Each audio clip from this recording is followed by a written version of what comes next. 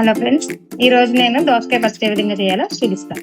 2 దోసకాయలు తీసుకున్నానండి. దానికి పచ్చిమిర్చి, ఈ కారం పచ్చిమిర్చి అండి, పెద్ద ఎక్కువ పట్టవు. అలాగే శనగపప్పు, జీలకర్ర, చింతపండు, 2 పెద్ద ఎల్లుల్లిపాయ రేకలు, అంతే అండి. ఇప్పుడు స్టార్ట్ చేద్దాం.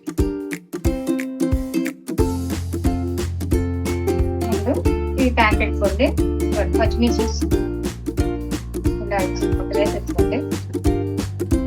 ఆ తర్వాత శనగపప్పు, జీలకర్ర తింటే ఇంకేమి వేయకొచ్చండి. 1 స్పూన్ ఆయిల్ వేసానండి, ఎక్కువ వేయలేదు. 1 స్పూన్ ఆయిల్ మాత్రమే. ఇది కొంచెం వేపేసుకోవాలి. ఇదిగోండి పచ్చిమిర్చి, మినపప్పు, జీలకర్ర ఈ 3 మాత్రమే వేసుకోవాలండి. ఈ 3 వేగిపోయిన తర్వాత కట్టేసుకోండి. ఇప్పుడు ఇది వేపి పెట్టుకున్నాం కదండి, మినపప్పు, జీలకర్ర, పచ్చిమిర్చి ఈ మిక్సీ జార్లో తీసేసుకున్నాం. అలాగే 2 ఎల్లుల్లిపాయలు రేకలండి, కొంచెం పెద్ద సైజు వేసాను. కొంచెం చింతపండు ఎంతో కదండి, కొంచెమే. మనం దోసకాయ పీల్స్ తీసేసి కట్ చేసి పెట్టుకుంటామండి. పెట్టుకున్న తర్వాత ఇదిగోండి ముక్కలు చూపిస్తున్నాను. ఈ ముక్కలు ఇది కూడా ఇప్పుడే వేయకూడదండి. ఇది ముందు మిక్సీ పట్టిన తర్వాత, ఇది నలిగిన తర్వాత అప్పుడు ఇది వేసుకోండి. ఇది కొంచెం టేస్ట్కి తగ్గ సాల్ట్ వేస్తున్నానండి కొంచెం.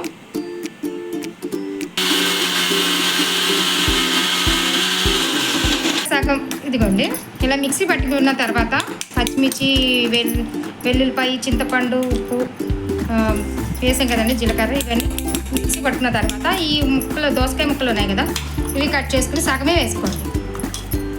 సగం మాత్రం వేసుకొని కొన్ని ఉంచుకోండి. ఇప్పుడు మళ్ళీ మిక్సీ పట్టాలండి. మిగిలిన ముక్కలు ఇప్పుడు మళ్ళీ వేసేసుకోండి. మళ్ళీ మిక్సీ పట్టాలి.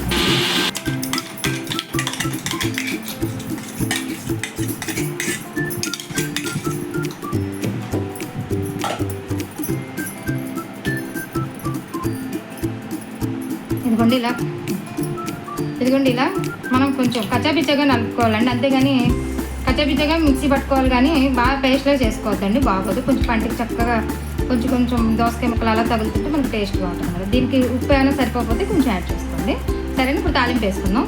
తాలింపుకి కావాల్సినవి శనగపప్పు, మినపప్పు, ఆవాలు, జీలకర్ర, ఎండుమిర్చి, కరివేపాకు, చిన్న వెల్లుల్లిపాయలు 2 తీసుకున్నానండి.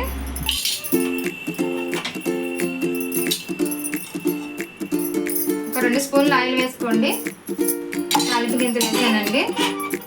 ఇది వేపుకోవాలండి.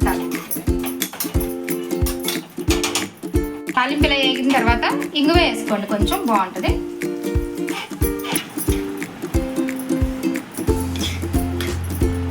దోసకాయ ముక్కలు ఉన్నాయి కదండి, అది ఇందులో మనం దూరి పెట్టుకున్న దోసకాయ ముక్కలు ఉన్నాయి కదండి, వాటిని ఈ తాలింపులో వేసుకుని కలిపేసుకోండి.